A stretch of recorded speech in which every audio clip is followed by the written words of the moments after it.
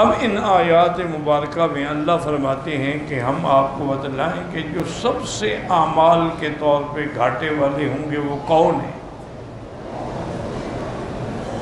جن کی محنت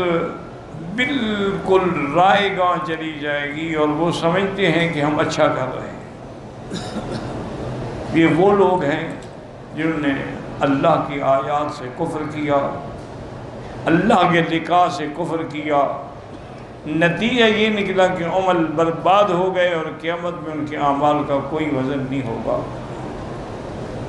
بلکہ ان کے لیے جزا کیا ہوگی؟ ذالک جزاؤہم جہنم، ان کے لیے سزا اور جزا جہنم ہوگی بسبب ان کے کفر کے، اور انہوں نے اللہ کی آیات کو اور اللہ کے پیغمبروں کے ساتھ ٹھٹھا اور مخول کیا۔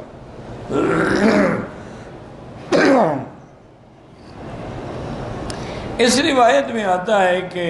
عمر ان مصعب فرماتی ہیں کہ میں نے اپنے ابا سے محمد سعد ابن ابی وقاص سے پوچھا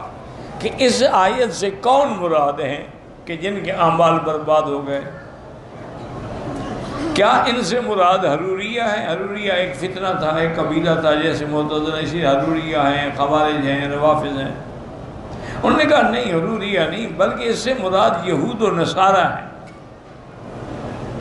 کیونکہ یہودی انہوں نے تکذیب کی حضرت محمد مصطفیٰ کی صلی اللہ علیہ وسلم، نصارہ جو ہیں انہوں نے جنت کا انکار کیا اور کہا کہ نہ وہاں کوئی طعام ہے نہ شراب ہے۔ حروریہ جو ہیں یہ ٹھیک ہے کہ انہوں نے اللہ سے عقد کیا ہوا توڑا ہے، لیکن حضرت سعد کے نزدیک یہ فاسقین میں سے تھے، کافروں میں سے نہیں تھے، اور یہ سزا ان کے لیے ہے جو کافر ہیں۔ وقال علی بن ابی طالب والضحاک وغیر واحد هم الحروریہ، وہ کہتے ہیں نہیں، حروریہ بھی شامل ہیں۔ ومعنى هذا عن علی رضی اللہ عنہ ان هذه الآیۃ الکریمۃ تشمل الحروریہ، حروریہ قبیلے کو بھی یہ شامل ہے، کما تشمل اليہود والنصارى وغیرہم، لا انها نزلت فی هؤلاء الخصوص ولا هؤلاء، یہ کسی جماعت کے لیے خاص نہیں ہے، بلکہ ہر وہ جماعت جنہوں نے دین کی تکذیب کی ہے ان کی سزا یہی ہوگی قیامت والے دن۔ بل ہی عام من هذا من هذه الآیۃ مکیۃ قبل خطاب الیہود والنصارى وقبل وجود الخوارج بالکلیۃ، چونکہ یہ قرآن کی آیات مبارکہ جو ہیں یہ مکیہ ہیں، ہجرت سے پہلے نازل ہوئی ہیں، تو اس وقت نہ یہود تھے نہ نصارہ تھے اور نہ ہی ابھی خوارج پیدا ہوئے تھے۔ وإنما هي عامة في كل من عبد الله على غير طريقة مرضية يحسب أنه مصيب فيها وأن عمله مقبول مخطئ وعمله مردود۔